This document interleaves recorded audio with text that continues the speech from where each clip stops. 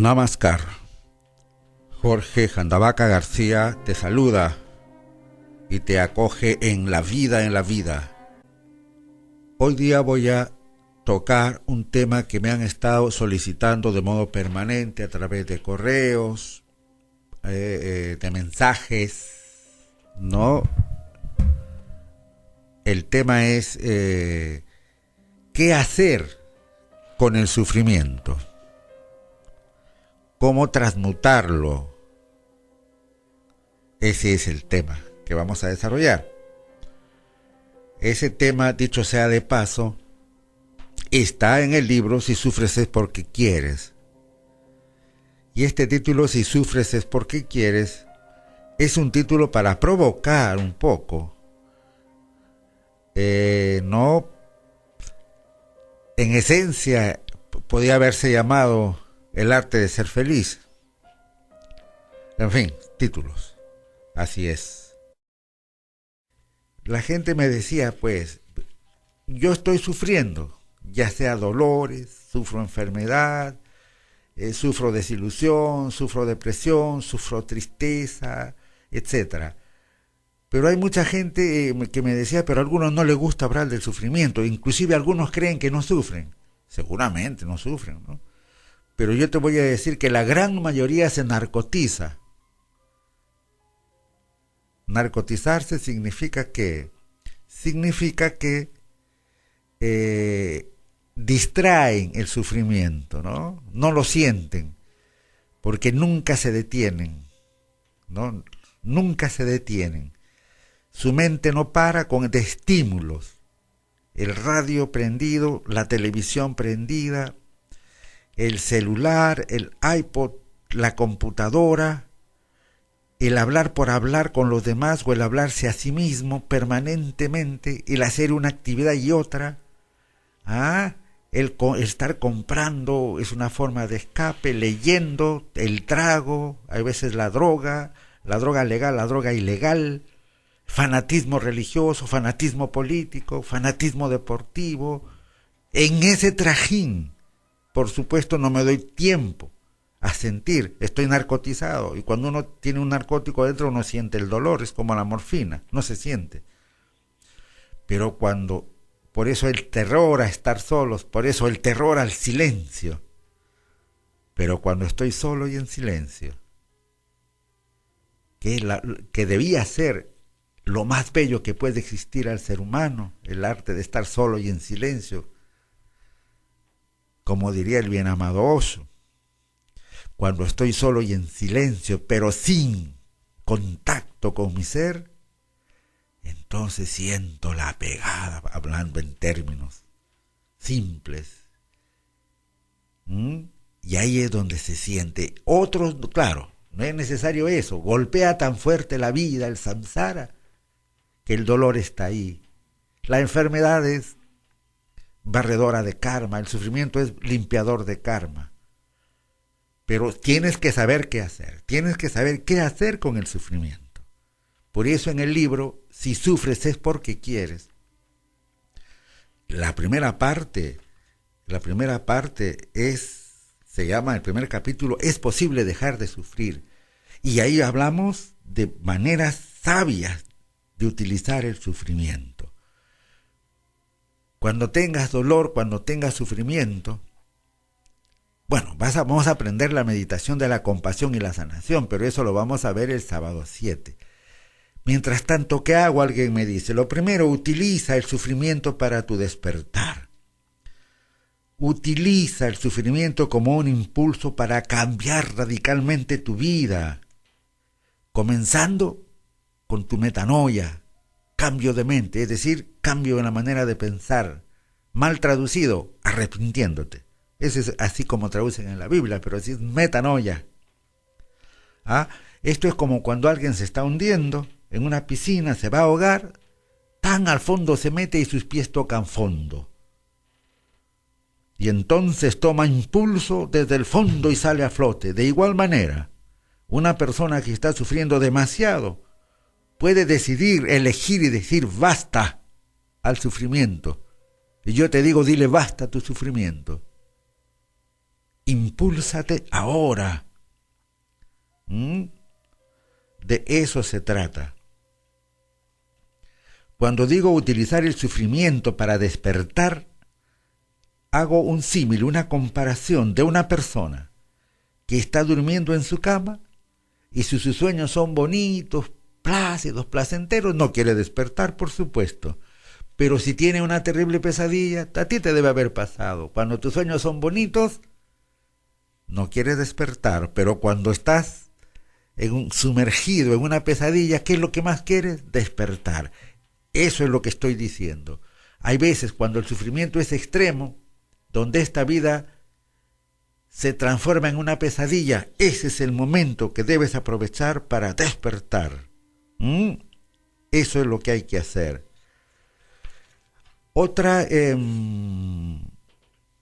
Una segunda manera de utilizar sabiamente el sufrimiento sería la verdadera alquimia espiritual, que es transmutar el sufrimiento en conciencia.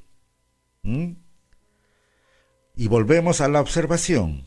Escucha, la observación de sí, la atención consciente mantenida, echa luz a la oscuridad del inconsciente, desde donde vienen los malos pensamientos, malos entre comillas, emociones generadoras del sufrimiento también, y pone en marcha el proceso de transmutación, pues todo aquello expuesto a la luz, te repito, según decía San Pablo, se convierte en luz.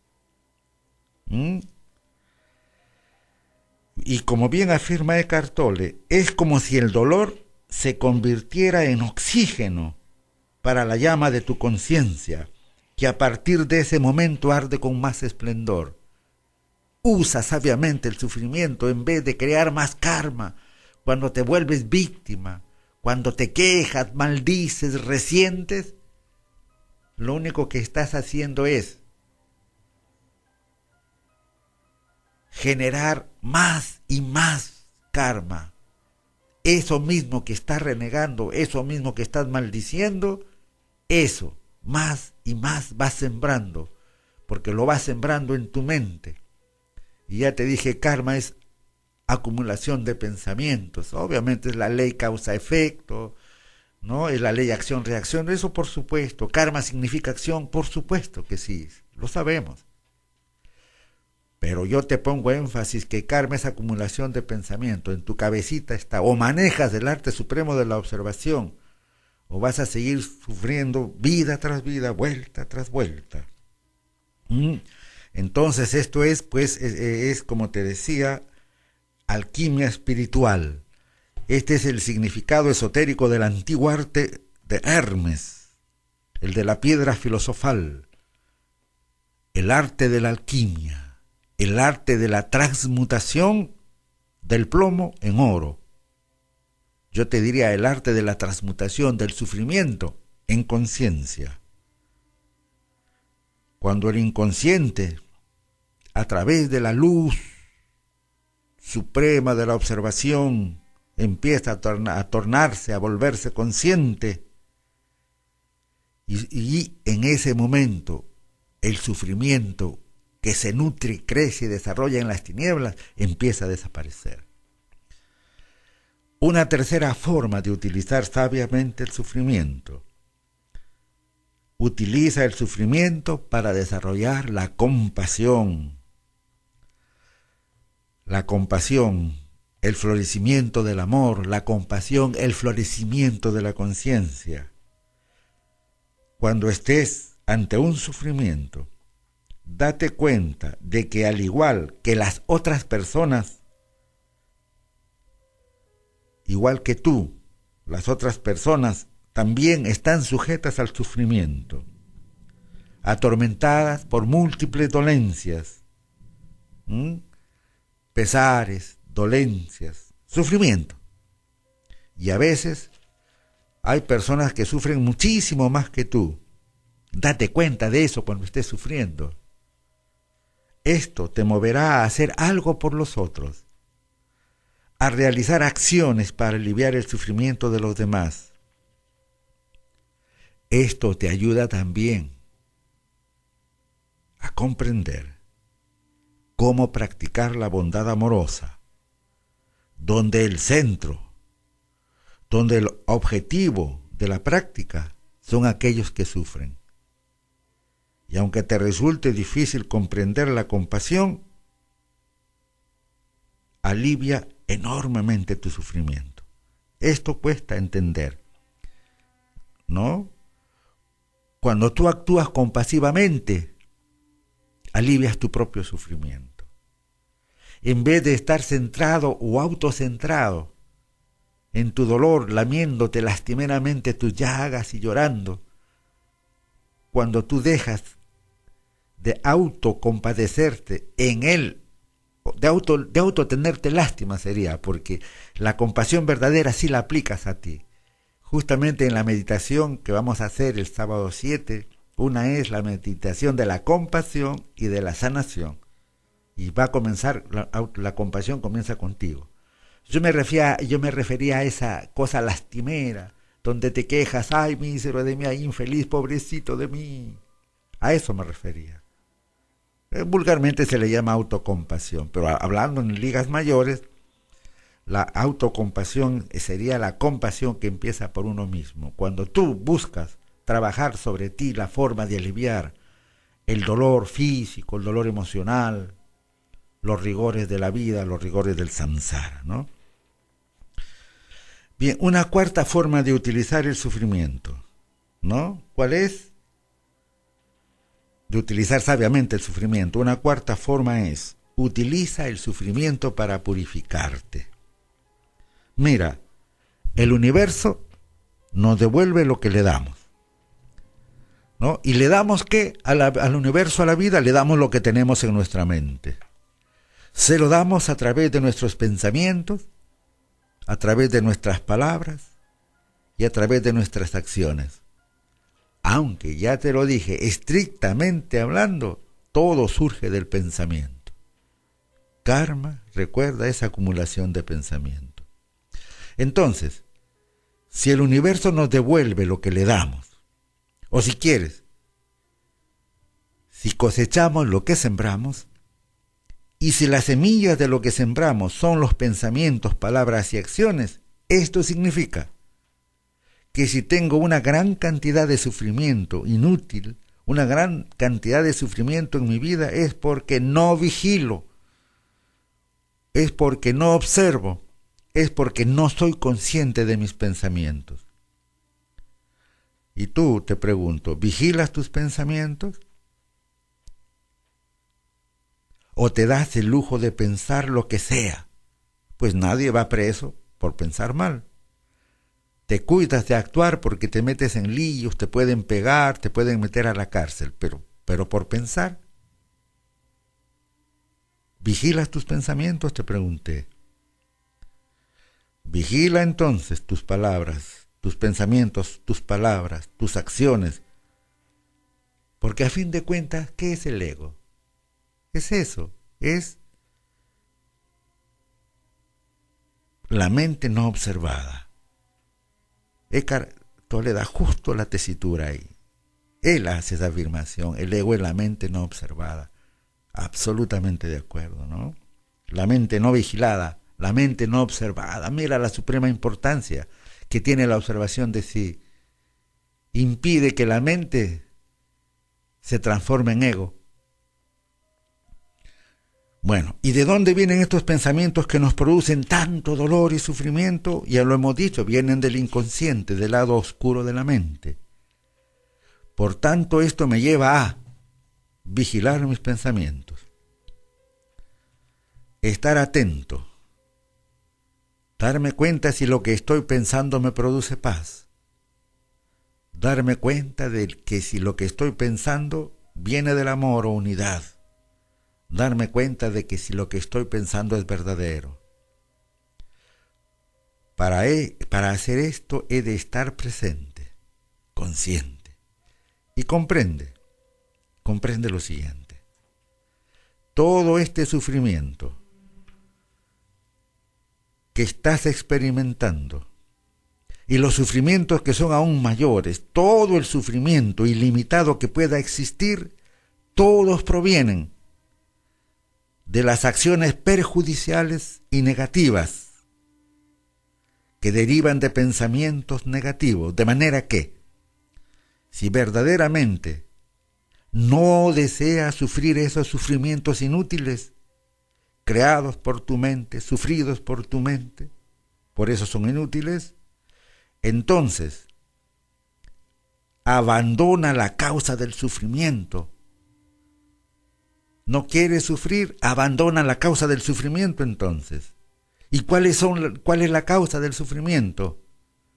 Tus pensamientos negativos, tus emociones negativas, tus palabras negativas, tus acciones negativas. El medio ya lo conoces. Comienza con la observación. El medio, la forma ya lo conoces. La meditación. La conciencia de la respiración. Y, repito, la observación o la autoobservación de los procesos mentales. Quinta manera de utilizar sabiamente el sufrimiento es utilizar el sufrimiento para entrenarnos en la aceptación. Mira, mientras estemos en este mundo, en este problemático samsara, la ronda de nacimientos y muerte, donde nos sacan la chochoca, mientras que estemos sujetos en este mundo, ¿no? Sujetos, yo diría, pues sometidos en este mundo a procesos que no dependen de nosotros. Nacimiento, vejez, enfermedad, muerte. Y comprobemos que hagamos lo que hagamos, no tenemos salida. Igual vamos a envejecer y a morir en medio de. Y que no tenemos independencia. Cuando te des cuenta que en el fondo no somos verdaderamente libres, ni estamos en control de nuestras vidas, que estamos ante algo infinitamente más grande que nosotros, entonces el ego y su arrogancia caen. Y aprendo a aceptar, a rendirme, a no luchar contra lo que es, a cooperar con lo inevitable, como dijo un sabio, no luchar contra lo que es, no luchar contra lo que está más allá de mi comprensión. De esta manera se abre en nosotros una dimensión mayor. Entonces, cuando yo acepto, cuando yo me rindo, si me quedo en el ego, voy a seguir sufriendo, porque solo me resigné. Pero si yo acepto y me rindo de verdad, el ego se retira, porque el ego no acepta la rendición, el ego no acepta, no quiere la aceptación. Entonces, cuando tú aceptas de verdad y te rindes, cooperas con lo inevitable, en ese momento el ego se hace a un lado y la eternidad aparece, otra cosa. Sexta manera de utilizar sabiamente el sufrimiento es utilizar el sufrimiento para mantenernos en el camino, en el Dharma, en el propósito, en el Tao, como quieras llamarle. Si los pensamientos, palabras y acciones negativas son la causa de mis sufrimientos, o son las semillas que generan mi sufrimiento, entonces puedo inferir que los pensamientos, palabras y acciones positivas que están en el camino recto son causa o semilla de la felicidad. Por tanto, si verdaderamente deseo encontrar felicidad, que es lo opuesto al sufrimiento, entonces debo hacer un esfuerzo por practicar la causa de la felicidad. ¿Y cuál es la causa de la felicidad? El karma está en la mente, el karma positivo está en la mente entonces también. La causa de la felicidad es pensar, hablar y actuar rectamente. Es fácil, si te complicas. Basta con que te preguntes cuando estás pensando, ¿este pensamiento me da paz? ¿Este pensamiento viene del amor o unidad? ¿Soy consciente de este pensamiento? Igual, cuando estás hablando, pregúntate, Si las palabras que estás pronunciando te dan paz, provienen del amor. Y si te das cuenta cabal de lo que estás diciendo, si contiene verdad. Lo mismo para la acción. Cuando estés haciendo algo, no sé qué estás haciendo ahorita. A ver, mira, pregúntate, ¿esto que estás haciendo te trae paz? ¿Esto que estás haciendo viene del amor? ¿Esto que estás haciendo ahora proviene de la conciencia? De ser así, sigue haciendo lo que estás haciendo. Y finalmente, la séptima forma de utilizar sabiamente el sufrimiento, para no utilizarlo para salir del egoísmo. Todo es uno. Tú eres el ser. Todo es uno y tú eres el ser, ¿no? Y por supuesto, tu prójimo también lo es. Y es importantísimo que te des cuenta de que si vivimos en familia, en sociedad, que actuemos o interactuemos en función de eliminar el sufrimiento. Diría, tu práctica por amor a ti mismo es la meditación que te conduce al despertar, y tu práctica para con los demás es actuar empática y compasivamente. Repito, la práctica contigo mismo despertar, la práctica con los demás es actuar empática y compasivamente. No obstante, es necesario que entiendas que en gran parte el sufrimiento que experimentamos es porque desde siempre solo hemos pensado en términos egoístas, centrados en nosotros mismos. Y bueno sería que pensaras en ti mismo y te amaras sanamente, al grado de vivir para iluminarte. Eso sería muy hermoso. Pero resulta que en una sociedad volcada hacia afuera, a lo material, orientada al poder, al dinero, al sexo, siempre has estado pensando en ti, pero en estos parámetros, ¿no? Las dos grandes coordenadas de las que hablaba Marcuse: sexo, dinero y poder, le añado yo. Recapacita entonces y date cuenta de que la verdadera razón por la cual no estás libre de un sufrimiento como el que puedas estar sufriendo es porque desde siempre solo te has, entre comillas, preocupado por ti mismo, pero no para grandes cosas como vivir en el campo, ¿no?